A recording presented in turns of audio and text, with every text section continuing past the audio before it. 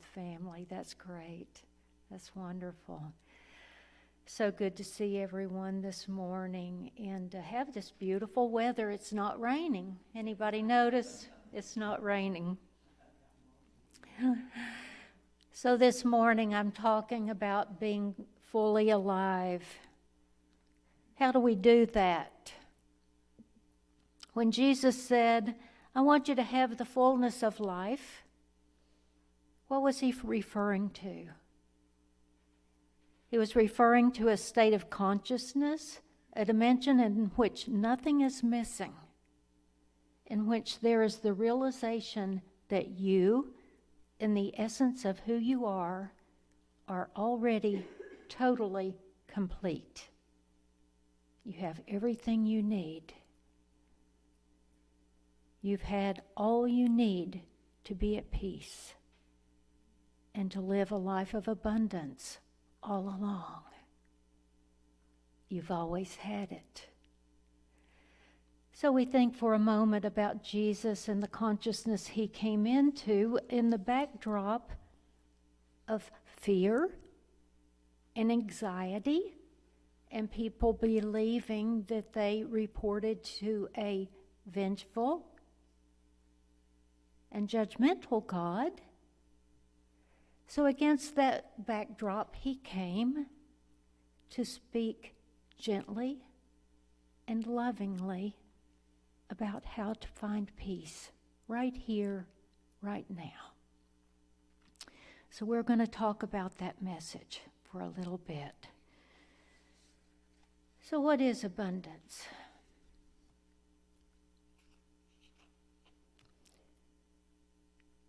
From what we know is abundance is the ability to find peace in every moment, no matter what. It's not easy to do, is it? Sometimes it's impossible to do, this being human, because some of the losses that we experience are so great that we're just not going to find peace in the moment right now. But I can say that if you do believe and you trust that you do have the knowing, even during those times, that it will be okay in the end. And there is a certain amount of peace that can come from that. Just knowing that it will be okay in the end. Sometimes when we pray for someone, we're not exactly certain how to pray. We know that the answer lies in the wholeness that is already there. So we pray for maybe there is a disease or a dis-ease or an issue, and we pray for the solution to that. And what we've been instructed to do is to go into the heart and feel how it's going to feel when we know that this problem has been solved. When we're praying for ourselves, when we're praying for others, we need to come to that sense of wholeness that is always there, what Jesus spoke of, so that we can fully live right here, right now. Even if we're in pain, we can know that it's going to be okay in the end. So this year has been challenging in itself, hasn't it? I know one woman said it was like living in the movie Groundhog Day this past year. I know we can all relate to that you wake up and here we are again. Same routine, not much changing. Okay, here we are again. And it lasted longer than we might have expected when we first went into it. And maybe it's a good thing we didn't know that it would last more than a year. But when we really look at it, we can see that this year has been a gift. It has been a gift. Because for many of us, it forced us to go within and to find that peace within that we're talking about this morning. We were forced to find the answer. So maybe with this year, what we've been challenged to do is to find the gift that came with the pandemic and the drama and the challenges and the worry and the fear, and not be in anxiety and fear, but to trust that it'll all be okay in the end. And I know I've told this story before, but it bears repeating about the little Hindu boy. And it paints the same picture about gratitude that we speak of, being grateful in all things,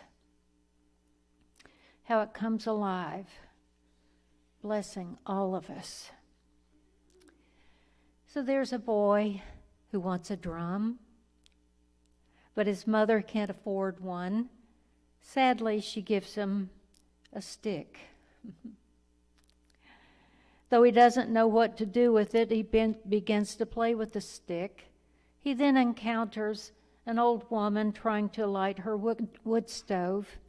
So the boy gives her the stick. She lights her stove. She makes some bread, and she gives him a loaf of bread.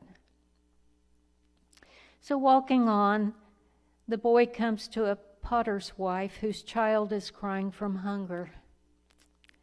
So the boy gives her the bread. In gratitude, she gives him a pot. Though he doesn't know what to do with it, he carries it along the river where he sees a man and his wife quarreling because the wife broke their one pot that she used to wash their clothes. The boy gives them the pot, and in return they give him a coat. Since the boy isn't cold, he carries the coat until he comes to a bridge where a man is shivering. The man was attacked and robbed of everything but his horse. The boy gives him the coat. Humbled, the man gives him his horse. Not knowing how to ride, the boy walks the horse into town where he meets a wedding party with musicians. The bridegroom and his family are all sitting under a tree with long faces.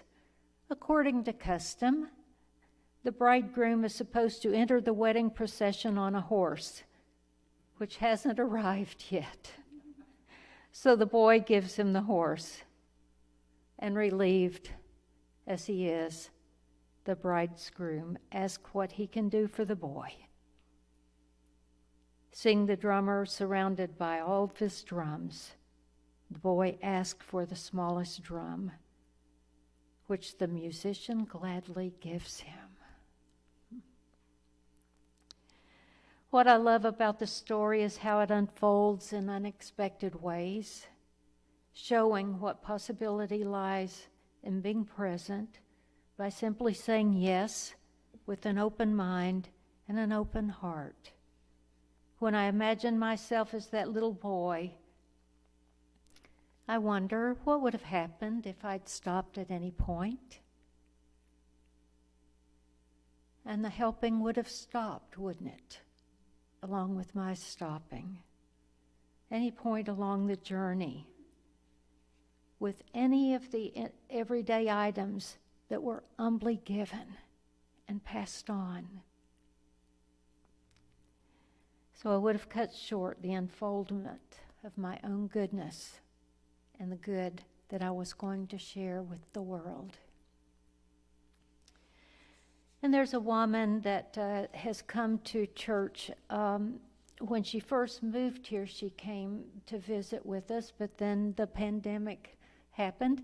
But I keep up with her on Facebook. And she posted this the other day. Sitting outside under the oak tree with Brock, her dog, feeling the rare coolness for an April 21st, and talking with the nature spirits about the question, If money was suddenly given to me in overabundance, what would I do? Travel the world? How sweet, I thought. But the real sweetnesses in life have nothing to do with money. She said, then I looked straight up, and there was the moon shining down upon us. How beautiful is that? And thank you, Deborah, for sharing that with us this morning. I told her how that touched me and how it moved right along with what we were going to talk about today. And that is living in the divine flow and allowing ourselves to live fully. So one of the things that we learn about this is that we can condition ourselves to live at peace, can't we? To be at peace even in unsettled times, even when we don't know what the results will be. We can be present right here, right now, and trust. And as a matter of fact, the less we struggle and the more settled we become and allow God to enter our hearts and allow ourselves to be at peace in this present moment, the sooner our abundance will come. So what are some of the things that hold us back? Can you think of any? The what ifs, if onlys. Does anybody ever let those hold you back? No, I'm sure you don't. Not at all.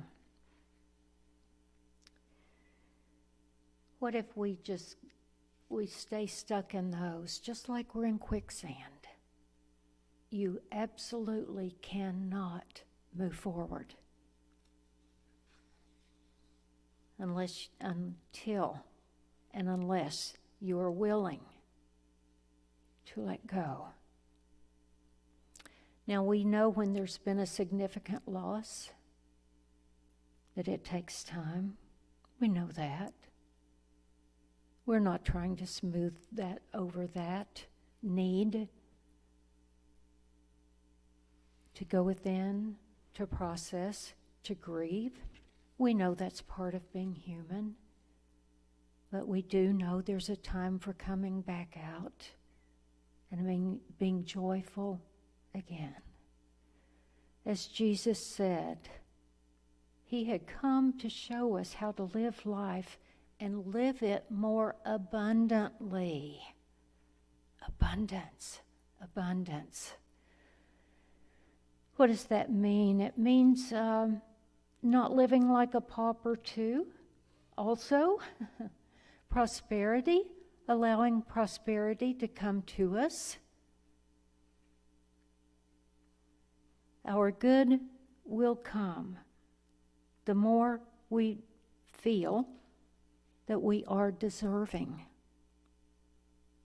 Our good will come. And we have some thoughts of, I'm not good enough, I can't forgive myself, I can't let this go, it's going to hold us back.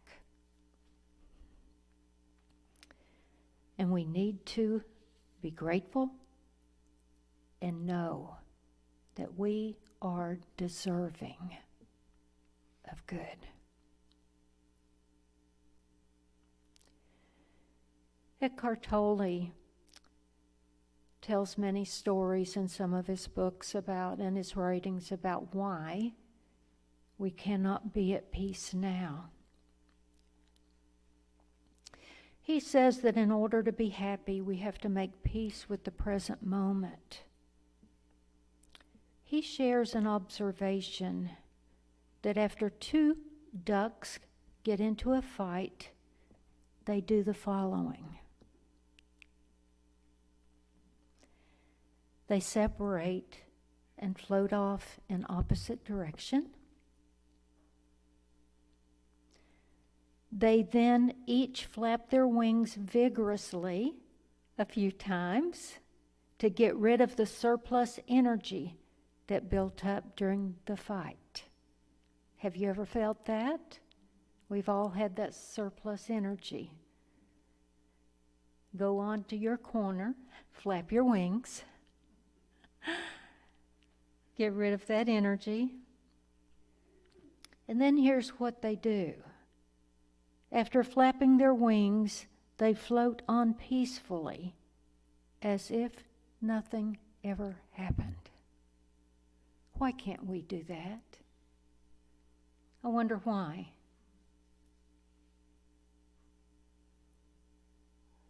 If the duck had a human mind, it would probably tell itself a story like this. I can't believe he just did that. Who does he think he is? The nerve. He has absolutely no consideration of others. He thinks he owns this pond. I'm sure he's already plotting some new way to annoy me. I just know it. He's not getting away with it. I'll show him. You ever had those thoughts? No, you haven't, have you? Never. So the lesson we can learn from the ducks is this: flap your wings, shake off the surplus energy you might feel after a negative encounter, and we all have them. Let go of the stories you're telling yourself. Return to the only place of power, the only place of power. And that's this present moment. Not tomorrow or the day after that, but right now. One of the things we can do is to become aware of the stories that we've been telling ourselves, the back of our mind, what's been holding us back from our good, from God. So what was Jesus trying to tell us? A life of abundance, a life lived fully, begins with gratitude. We must be grateful for all that we have. Let go of the if-onlys and the what-ifs. Let go of those. Shake it off. Sometimes we really do need to do that. We need to do more than shake it off. If you've had an encounter with someone that's been abusive, you need to pick up your purse and run, honey. And I'd be the first one to tell you that. Put a little space between you and that person as you say a prayer for them too. And you thank God that you've gotten away from this encounter. Say a prayer for them. Flap your wings, let it go. Do not involve yourself in the drama any longer. You can control that by being present every moment. Shake it off.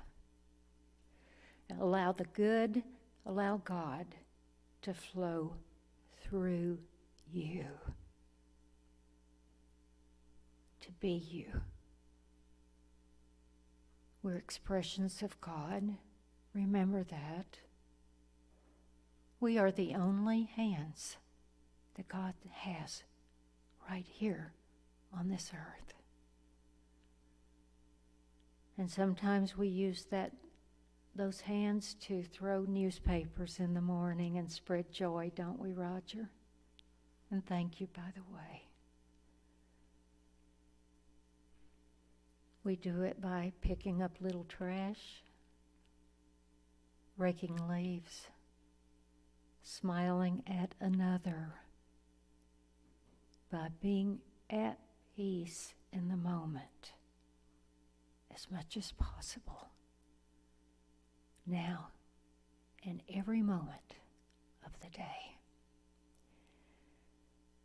So shake it off and have a great week. Thank you for your time.